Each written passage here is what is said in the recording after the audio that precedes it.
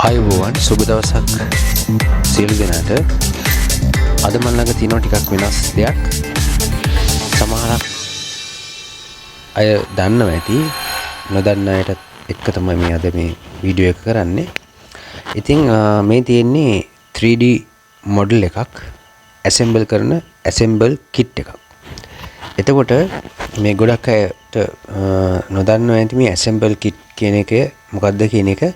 يعني අපි මොනවා හරි දෙයක් යම් උපකරණයක් හෝ යම් ක්‍රීඩා භාණ්ඩයක් සෙල්ලම් බඩු කියන ටොයිස් වල අනේ ඒ වගේ දෙයක් සම්පූර්ණම හදා ගන්න එවන කොටස් වල එකතුවක් assemble kit එකක් විදිහට අපි කියලා තමයි assemble kit එකක් කියලා තමයි හඳුන්වන්නේ. මේ තියෙන එහෙම එකක්. මේ තියෙන මේකේ පැකේජ් එක මෙහෙම තමයි මට මේක ලැබුණේ. බලමු මේකේ මොනවද සඳහන් කරලා තියෙන්නේ කියලා. මේ තියෙන ඉස්සරහා පැත්ත ඉතින් මේකේ තියෙනවා 3D metal model kits කියලා. ඒකේ පෙන්නලා තියෙනවා මේක ඇතුලේ තියෙන්නේ ජීප් එකක් කියලා. එතකොට බලමු දැන් මේකේ පිටිපස මොනවද සඳහන් කරලා තියෙන්නේ කියලා.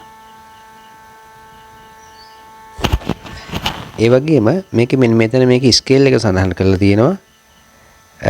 මේ වාහනේ මොකක්ද කියලා සඳහන් කරලා තියෙනවා. මේක BZSG 500 කියලා දාලා තිනවා. ස්කේල් එක දීලා තිනවා 1:50යි කියලා. බලමු මේකේ පිටිපස්සේ මොනවද සඳහන් කරලා තියෙන්නේ කියලා.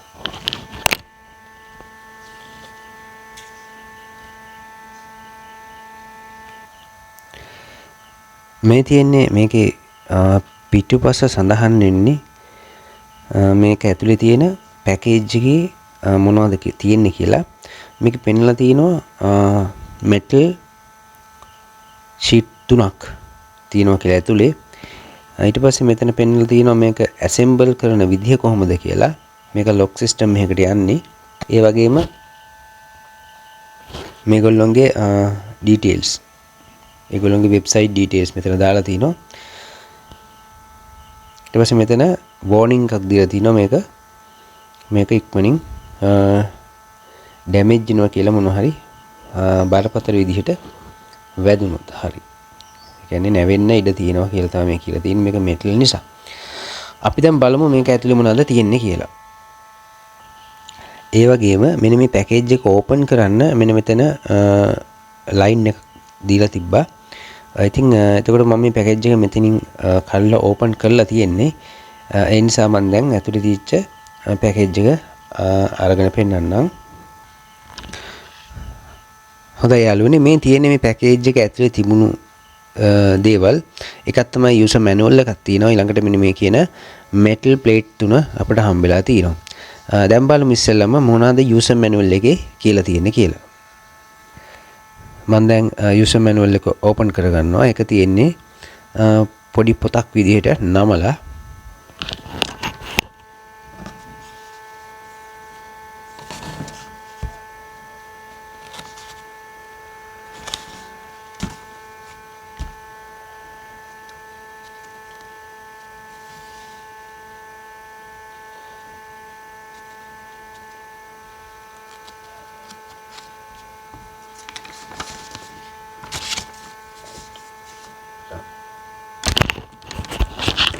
මෙන්න මෙහෙම තමයි සම්පූර්ණ මැනුවල් එක අපිට පෙන්වන්නේ. අපි දැන් මේකේ එක එකක් ගැන බලමු.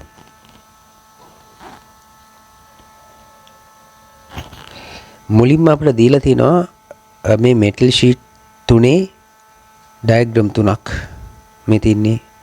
ඒ 3 ඊළඟට අපිට මේක assemble කරන විදිහ පෙන්වලා තියෙනවා මුලින් ඉඳලම.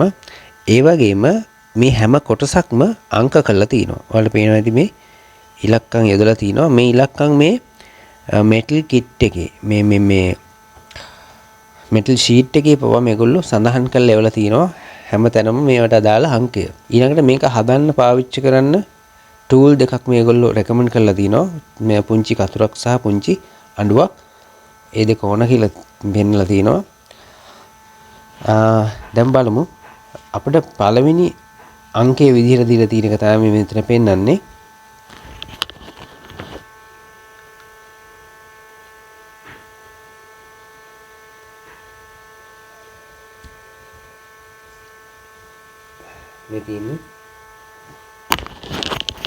මේ තියෙන්නේ අංක 1 කියලා කියන්නේ මේ ජීප් එකේ බොඩි එක.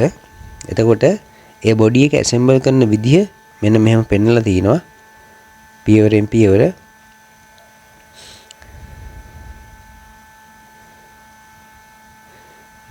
එතකොට මේ බොඩි එකට අදාළ ප්ලේට් එකක් තියෙනවා. ඒ ප්ලේට් එක තමයි මෙන්න මේක. පේනවා ඇති ඔයාලට. මේ තියන්නේ බොඩි එක තියෙන ප්ලේට් එක.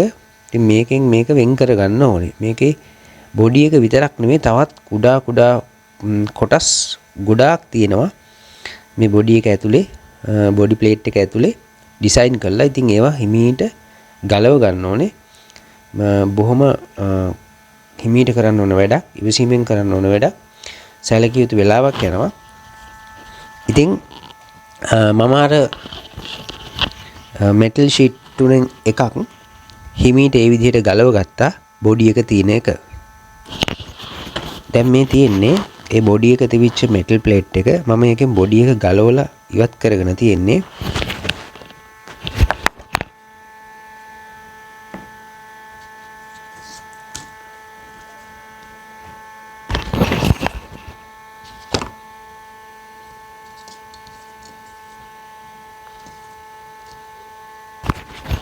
ඉතින් මේ බොඩි එක ගලවලා අරගෙන මෙන්න මේ විදිහට තමයි මේක හදාගත්තම එන්නේ. නමුත් මේක සම්පූර්ණ කරලා නැහැ. මම උමනා විදිහට සාමාන්‍ය ප්‍රමාණයට නවල විතරයි තියෙන්නේ. මේ තියෙන්නේ බොඩි ප්ලේට් එකේ තියෙන ඉතුරු කොටස් ටික. මේක තව ගොඩාක් කොටස් තියෙනවා ගලව ගන්න. ඉතින් ඒවා හිමීට බොහොම පරිස්සමෙන් අයින් කර ගන්න ඕනේ.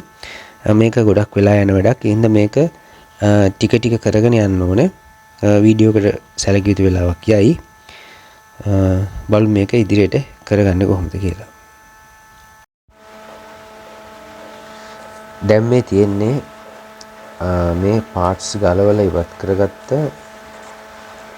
Metal sheet 3. මට පේන්නේ කොච්චර කුඩා කොටස් මේ ෂීට් 3 ඩිසයින් කරලා තිබ්බද කියලා. එකක්. දෙවෙනි එක. තුන්වෙනි එක.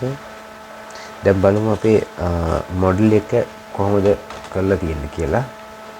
මේ තියෙන්නේ අපේ අන්තිම ප්‍රොඩක්ට් එක ෆිනිෂ් මොඩල් එක. බලමු වාහනේ ඉස්සරහා ලයිට් වල ඉඳලම වෙනදී බෆර් chassis number plate එක පවා මේකේ තියෙනවා. ඉතාලම හොඳ ප්‍රොඩක්ට් එකක් විදිහට. එහෙනම් යටිපැත්ත බලමු රෝද chassis එක silencer ඒ අදාළ පාර්ට්ස් සේරම මේකේ ඩිසයින් කරලා තියෙනවා. ඊට මේ රෝද වල පවා ඊට සියුම් කොටස් නිර්මාණය කරලා තිබ්බා. ඉතින් මට හැම එකක්ම වීඩියෝ කරන්න ගියේ නෑ. මේක කම්ප්ලීට් කරන්න දවස් 3ක් විතර ගිය නිසා මම ඒකට වීඩියෝ කරන්න ගියේ නෑ. ඊළඟට මේ දොරවල් අරින්න පුළුවන්. ඒ තියෙන්නේ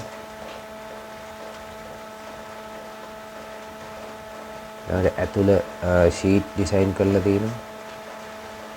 ෂීට් 5ක් ඇතුලේ තියෙනවා. ඊළඟට ඩෑෂ්බෝඩ් එක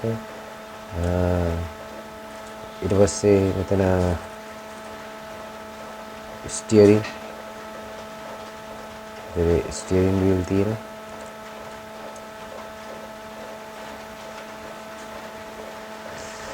ඉතින් මේ තරම් ඩීටේල් තියෙන වාහනයක් තමයි මේක. තාම හොඳට හරි